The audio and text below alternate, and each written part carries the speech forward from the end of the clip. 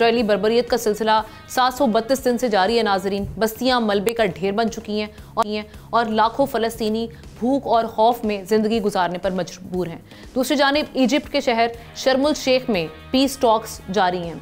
मुज़ाकरात का तीसरा रोज़ है। अमरीका और तुर्की के वफूद मुज़ाकराती टीम में शामिल हो गए हैं। अमरीकी सदर डोनाल्ड ट्रंप ने तुर्की के प्रेसिडेंट रजब तैयब उर्दवान से ये कहा है कि हमास को उनके अमन मंसूबे पर आमादा किया जाए। अब ये टास्क तुर्की को दिया गया है। अब तक मुज़ाकरात में कैदियों की फहरिस्तों का तबादला भी हो चुका है, जबकि हमास अपने बुनियादी मुतालबात मुस्तकिल जंग बंदी, इजरायली अफवाज का मुकम्मल इनखला, इंसानी इमदाद की फराहमी और गज़ा की तामीर नौ पर इसरार कर रही है।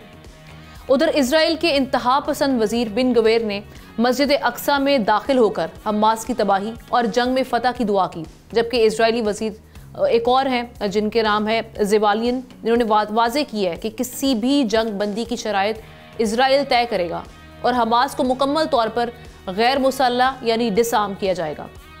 एक तरफ इसराइल को खुली छूट और दूसरी जानिब हमास पर दबाव डालने वाला अमरीका भी मुज़ाकरात का हिस्सा बन चुका है। लेकिन अब देख क्या अमरीका और तुर्की की शमूलियत इस जंग के खात्मे का रास्ता बनेगी या फिर मुज़ाकरात का ये सिलसिला भी एक नया धोखा साबित होगा। सब्सक्राइब करें और बेल दबाएं ताकि कोई खबर रह न जाए।